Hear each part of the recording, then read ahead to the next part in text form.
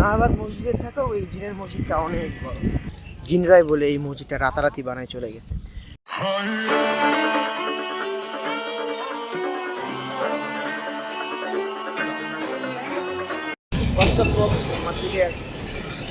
ওই দিনকে ভিডিওটা আমি আসলে আপলোড দিয়েছিলাম। ভিডিওটা আপলোড দিয়ে ইউটিউবের যে ভিডিও সেকশনটা হচ্ছে 16:9 ইউটিউবের ভিডিও সেকশনটা, আর ওইটা হচ্ছে হরিজেন্টাল হয়, বাট আমি ভার্টিক্যালি দিয়ে দিচ্ছি রিলসের মতো। বাট এটা সমস্যা হয়ে গেছে, আমি রিলসের মতন ভার্টিক্যালি দিয়ে দিচ্ছি। বাট এবার থেকে ভিডিও চেষ্টা করবো হচ্ছে আমি হরিজেন্টাল করে দেওয়া, আর যে রিলসগুলো আছে ওগুলো দিব ভার্টিক্যালি দেওয়ার চেষ্টা করবো। আমি ভিডিও শেষে কিন্তু বলছিলাম ভুল ভ্রান্ত হলে বলি, বাট আমি নিজেই আমার ভুলটা গেস করতে পারলাম আর কি, যেখানে আমার ভুল হয়েছে। কিছু অটোর পাগলুতে, এই পাগলুতে উঠলাম, এই যে আমরা এখন পাগলুতে উঠলাম। পাগলুতে উঠে এখন আমরা যাবো হচ্ছে ভুল্লি বাজারের ওই দিকে। ভুল্লি বাজার এখান থেকে আমাদের পাগলুতে উঠলে ভুল্লি বাজারের ভাড়া হচ্ছে 20 টাকা। এখন আমাদের যে পাগলু মানে সিএনজি ছেড়ে দিল। By my tongue, 'cause I have to pretend, buried all my feelings, find them in a coffin. আমরা এই মাত্র নামলাম সিএনজি থেকে, একে এই পাগলু। তো নামার পর এখন বলতেছে যে ব্রিজটা পার হয়ে সামনে থেকে ভ্যান নিতে লাগবে। তো একটু হেঁটে সামনে থেকে ভ্যান নিয়ে 5-10 টাকা হয়তো ভাড়া হবে, মানে এই সিএনজিওয়ালা মামাটা বললো। যে এই ব্রিজটার কথা আমি বলতেছিলাম, এই যে পার হয়ে আমরা সোজা যাব। এ পাশেও একটা ব্রিজ আছে। এই যে ব্রিজটা, এটা আগের ব্রিজ ছিল, এটা এখন ভেঙে গেছে। নতুন ব্রিজ হচ্ছে এটা। ভ্যানের এখানে আসে। জিনের মসজিদ কত? 10 টাকা পিস, 4 কিলো রাস্তা 5 টাকা। আচ্ছা, তো জিনের মসজিদ এখানে 10 টাকা পিস।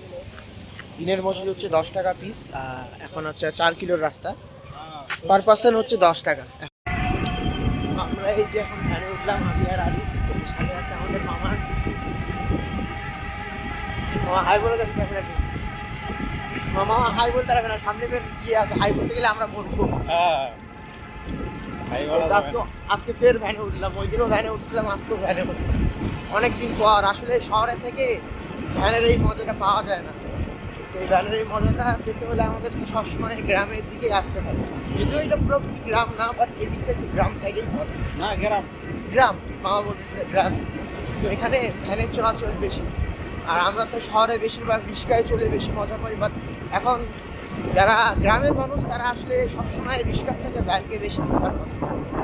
আর ছোটোবেলায় যখন আমি গ্রামের বাড়ি যেতাম আম্মার সাথে তখন বেশিরভাগ ভ্যানেই আমাদেরকে যেতে হতো। এখন তো গ্রামেও রিক্সা হয়ে গেছে, বাট আমি সবসময় ভ্যানই প্রেফার করি গ্রাম বাংলায়।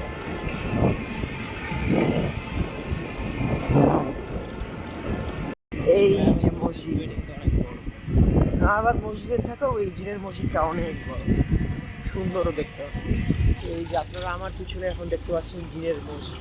তো তখন ভ্যানেলা মামাটা, আমরা তো ওখানে ভ্যানে উঠছিলাম, ভ্যানে উঠে আসলে ভ্যান চালাতে চালাতে কথা বলাটা আসলে যায় না, গাড়ি ঘোড়াও আসতেছে। তো ওনার আমি কথা বলতেছিলাম, ভিডিও করতে করতে যায় না। তো উনি বললো ওনার দাদা নাকি 105 বছরের উপরে বেঁচেছিলেন। এটা অনেক বড় একটা বিষয়, 105 বছর বেঁচে থাকা। 105 বছর বেঁচে থাকে ওনার নানাই বলছিলেন যে এখানে নাকি জিনের মসজিদটা, জিনরাই বলে এই মসজিদটা রাতারাতি বানায় চলে গেছে। তো জিনের এটা আগে এই মসজিদটাতে একদমই কোনো নামাজ কালাম পড়া হতো না। মসজিদটা সবই একদম পরিত্যক্ত ছিল, ভূমিলে চাক ছিল, সাপের বাসা ছিল। পরে যখন মানুষরা আস্তে আস্তে এই কাহিনীটা আরও বেশি হয় যে জিন দ্বারা এই মসজিদটা হয়েছে, নির্মাণ করা হয়েছে, তখন এইটা প্রচুর ভাইরাল হয়ে যায়। যার ফলে এখানে ঢাকা থেকে সবখান থেকেই মানুষজন আসে, ভিজিটার্স আছে। তো এই ভ্যানালা মামাটা আমাদের কিটাই বললো, আমরাও এখানকার ভিজিটার।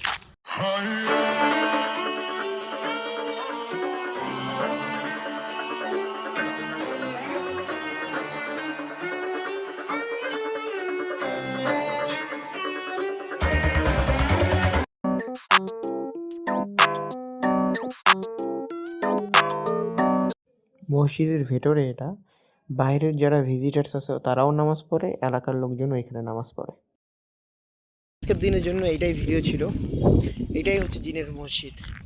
মানুষজন এই জিনের মসজিদকে খুব বেশি পছন্দ করে আর কি, কারণ আগে এখানে একদমই নামাজ কালাম পড়া হতো না, পরিত্যক্ত ছিল বললাম যে তখন। বাট এখন প্রচুর নামাজ কালাম পড়া হয়, আর লোকজনও প্রচুর আসে। তো আজকের জন্য এইটাই। See you in the next video.